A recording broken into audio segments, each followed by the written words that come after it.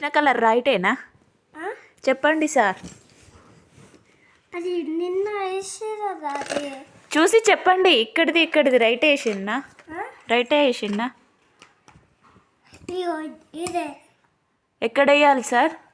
ఇగో ఇది ఇప్పుడు మమ్మీ వేసింది తప్పా సార్? తప్పా? తప్పు. అదేం కలర్ వేయాలి అక్కడ? ఇక్కడ బ్రౌన్ కలర్ వేయాలి. బ్రౌన్ కలర్ వేయాలా?